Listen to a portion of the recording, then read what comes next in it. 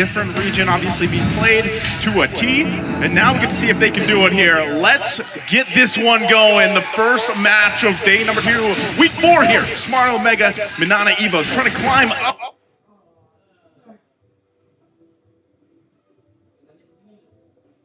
the stand.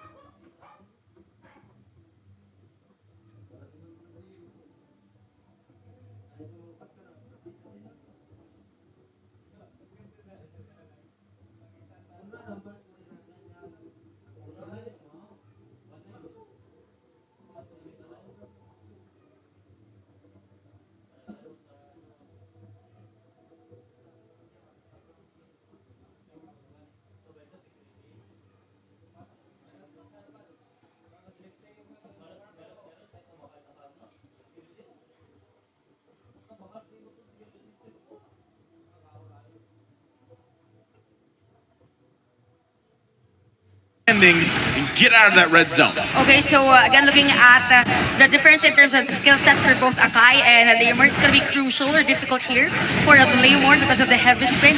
So might as well for Omega, if there's going to be a team fight, they need to force the jungler or Hazen AR to use that ultimate as early as possible. But speaking of rotation, okay, we have a Purify here for Spider Miles, interestingly.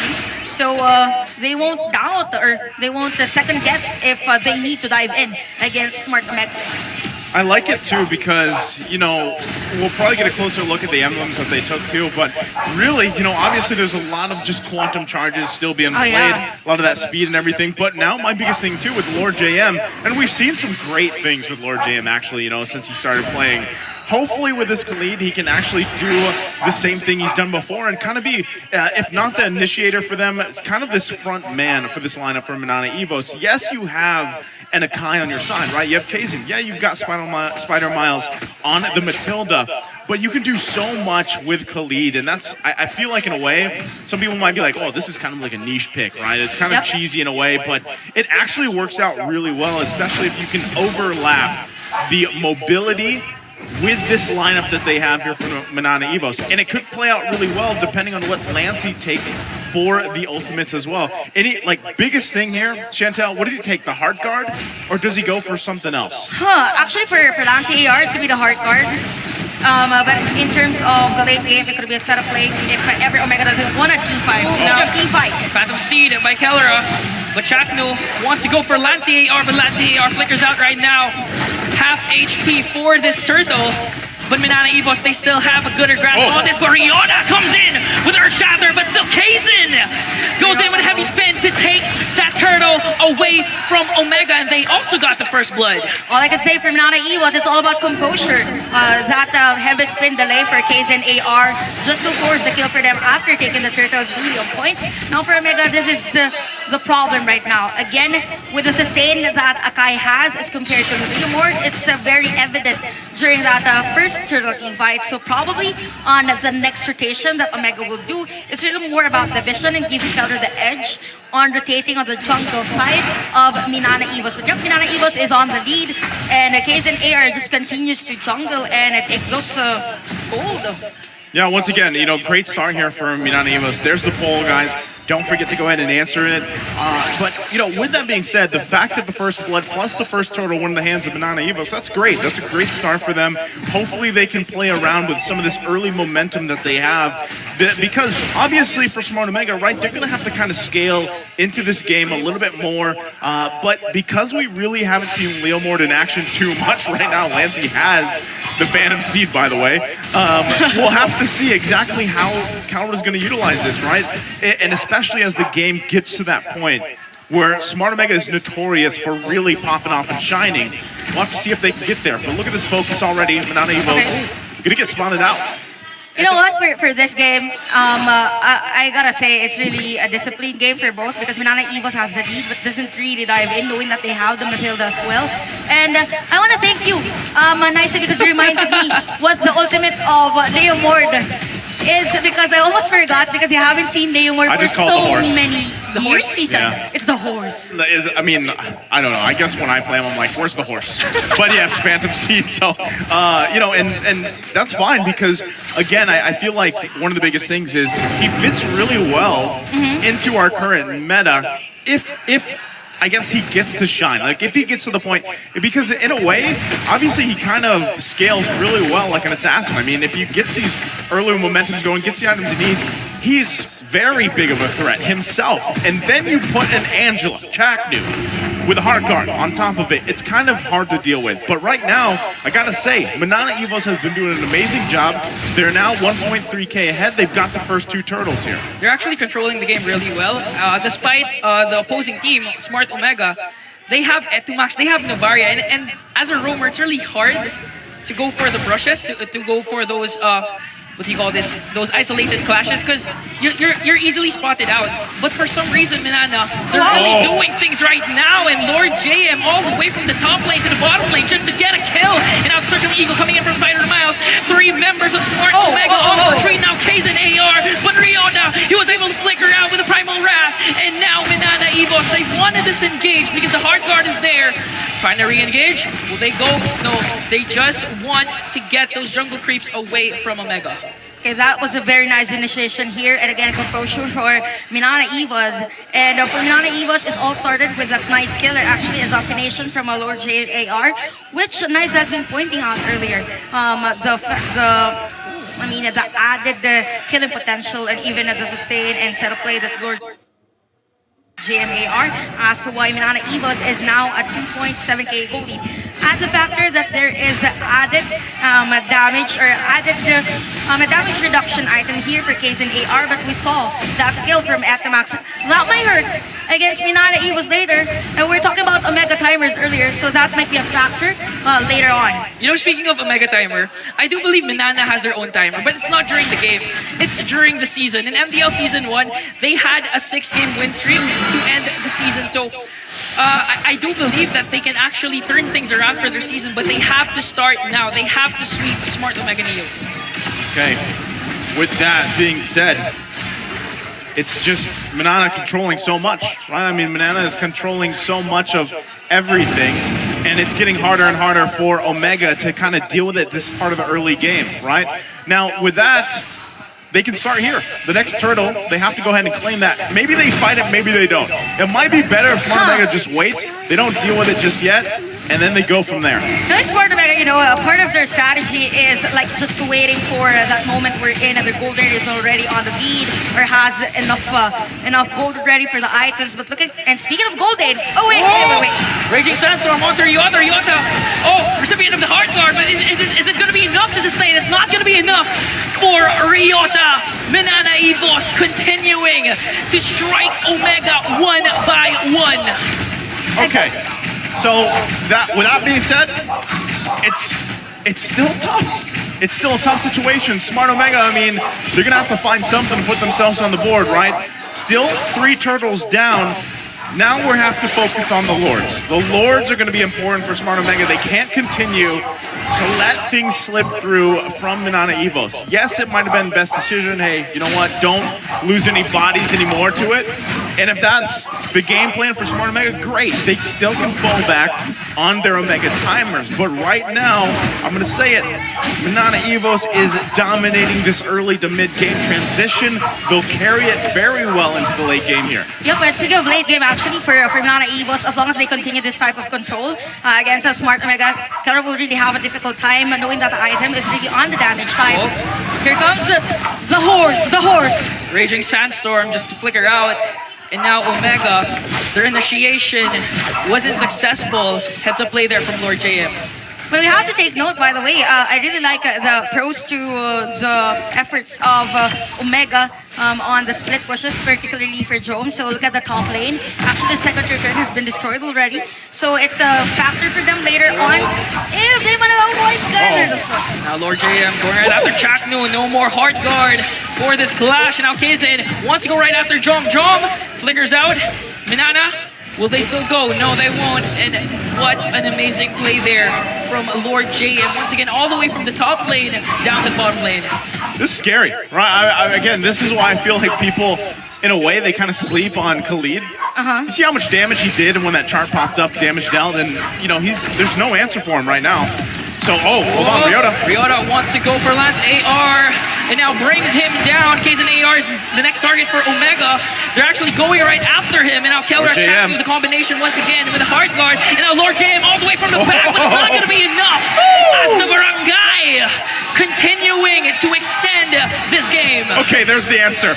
It's obviously hard guard and Kelra there. The combination of Kelra and Chaknu. As long as there's damage and there's sustain, as long as there's someone that will help Kelra be in front of the team fight, it's sufficient for Omega, and it's very evident. Oh wait, it's gonna be a retribution battle between these two teams. Ryota, Primal Wrath, early casted.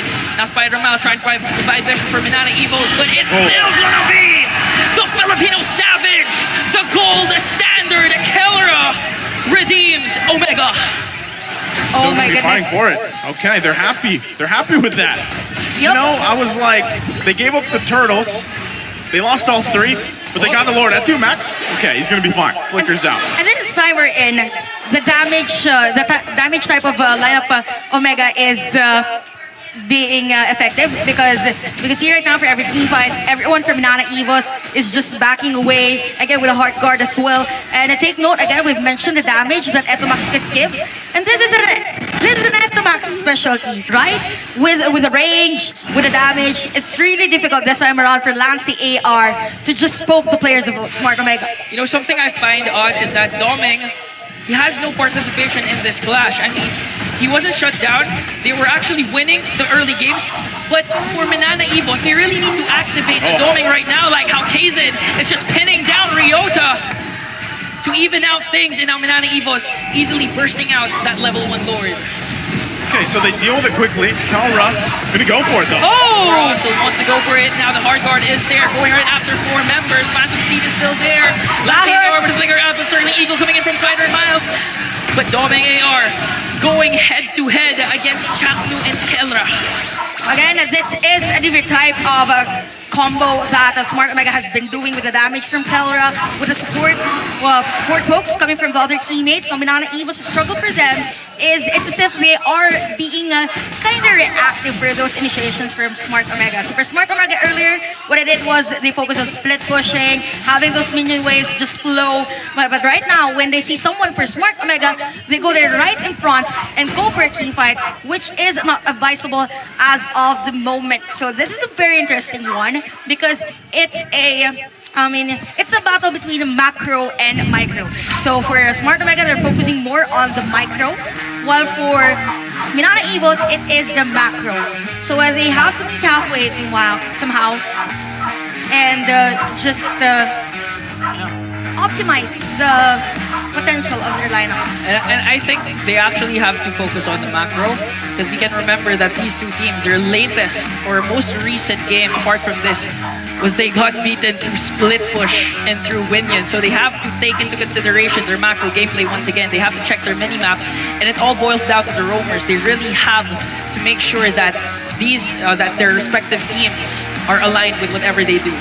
Yeah, tough to deal with too. As you saw, as we get this little breather here for that game, in that last exchange as well, I just feel like Minana Evos, they kind of need to deal with some of this sustainability coming through. I mean, itemization-wise, I think we got the last look of it. They don't really have anything yet to deal with it so far, and you're kind of seeing that especially in those team fights. And that's familiar faces right there. Yeah, we have the players here from RQ. RQ Kaito, MDL representatives. Oh. So they visited you. They are supporting you right now. They're really supporting me. I do believe that they went here in Shooting Gallery Studios just for me. And we have another familiar face. Oh! Dog is here as well. Yeah. There he is. Another, of course, a Hall of Legends. Yeah, legend here. There's been a lot of debate, really, who the next inductee should be. My vote? You know what? You want to know my vote? Sure, sure. I was about to ask the both of you. So go ahead. Don't be shy. One word, Wolf deserves to be in Hall of Legends. Okay. Oh, wow. Why are they all relationship goals? Are they on a date right now?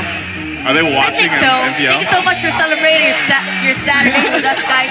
We also have another MPL team. Yeah. It's great to it's great to have all these supporters here. Of course, you can, if only you guys were here with us live, you can hear just how in high spirits they are. Right? There's a lot of support, even like we were mentioning from the MPL teams here, supporting again these players who, again, Minana Evos, they rose up through the ranks and found themselves here in the professional league. So now we're back at it. 12 minutes into the game, 2-5. Minana Evos leading this, right? Yes, they lost that last Lord. So there's still hope. There's still fight in Omega, of course. But Minana Evos, if they really want to kind of withstand some of these team fights, they've got to deal with this, especially that combination of education. Oh, and Max's target there. One more hit, and he could have suffered that death. Minana Evos, they really wanted to go for that kill and to get a better position for the second Lord take. But fortunately enough, Omega, they were able to evade that. Now here's the thing. After that supposedly initiation from Minana Evos, the heavy spin of K's and AR, which was actually used during that moment. So Omega can force a team fight, specifically Ryota, during this Lord. So K's and AR needs to do a little flexing this time around of pulling this Lord towards his side just to force the players of Omega to be near them. Anyway, we could see damage dealt actually for Lord JMAR. He actually focused on the Blade of Hephaestus and even Malefic Roar, hence the damage earlier against Chaknu. So probably the target here for, or the perfect target rather for Lord JMAR is either Joe or Chaknu. Either of those two. Yeah, they'll have to see how they decide to deal with this. Also, Chaknu just making sure to handle some of the wave pressure up there on the top side. Meanwhile, he can just hard guard anytime he wants to in this fight. Look at them on the bottom side. Look at the positioning. Keep an eye on that. Lord Jam specifically. Ryota gonna go in, flip Kaizen over. No one committing just yet though. Positioning though. Right now, Raging Sandstorm wants to kill her. This hard guard is still there. Haven't committed it yet, but Lance AR, he has Astral Echo. Cast it onto Ryota. Ryota wants to go for the jungler. Kaizen AR for the back line. And now the hard guard is casted. Minana Very Evos. smart. Very, very smart. Very, very smart from Smart Omega. Yes. Hence the name. I mean, during that initiation from Minana Evos, they were just composed and just waited for the players of Minana Evos to use majority of their ultimates. But the good thing for Minana Evos is that the hard guard of Chakna was also used as well. So this is a moment we're in. It's kind of difficult for Keller actually to do that Lord dance because Kaizen AR is more of a tanky type. So if you are Smart Omega, you need to find or you need to kill a specific hero or maybe just anyone prior this Lord dance. But look at the position of the Doming AR. That's what I mean. Like, I understood how Minana Evos wanted to play that, right? They got the hard guard out. They were like, all right, we have this advantage, but it's back up now. So we're back to this point where it's a Lord Dance. They're going to give the go signal. Less than half health here. They don't know Lord JM is on this picture right now. He came from the top lane. But right now, Kaizen using a heavy spin onto Keller. Keller's down despite the hard guard. And now Jom is actually down for the side of Mega. Minana Evos still holding on this Lord, but still getting the kills. The Tigers are slowly roaring for this game. Oh wow, we can see right now the effect of having an lethal ignition here for Lord JMAR with just a very nice ultimate. Use even the flicker during that moment. Now Minana Evos is at 5k gold lead. 8-2 for our score, and we can see Spider Mouse just want to go for those set of plays or even the circling egos because of the enchanted talisman. Man, that Sandstorm with the flicker combination was a chef's kiss right there. That was perfect placement, timing. Yes, from Minana Evos, and now they're just putting the pressure here. The base of Smart Omega, they're going to have to defend against this one.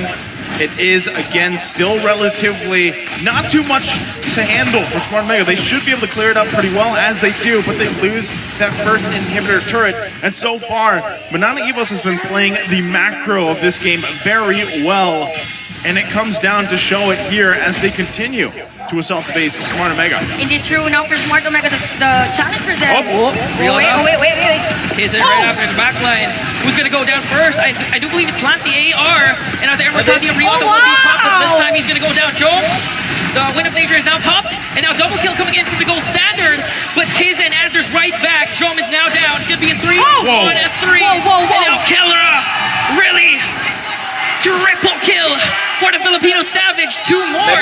He could actually say why he's the Filipino Savage right now, but Doming AR flexing on Smart Omega. Didn't get a kill there, but that was enough. That was a statement to tell Smart Omega that, hey, don't forget about domination. Okay, again, domination is really on point for Minana Evos. Even at that moment, the majority of his teammates, it's actually out of the T5. We could see in our Infinix instant replay, it all started with a very nice heavy spin here for Kizen AR. But for Smart Omega, they are fully aware of the potential or the damage they already have. By the way, Joma already used that Wind of Nature during that moment, and the rest of the players of Minana Evos just went to back away. But wait, here's Doming AR. I have the damage, I am an Irithel, and I have this movement speed. I need to back away if deemed necessary. Yeah, again, great execution there in kind of what I would call a messy fight, but the fact the fact that they were able to get at least even a triple kill on the hands of Kellera is a great start to kind of crawl back into this game. Yes, they're still down about 5,000 gold here, but ladies and gentlemen, this is what we always talk about when it's Smart Omega. There is still that factor, and we're going to get there in about 2 minutes from now. And you can see it, items being locked in here, Chantel, especially for Joan. For Joan, he already has the Wind of Nature, which was used earlier.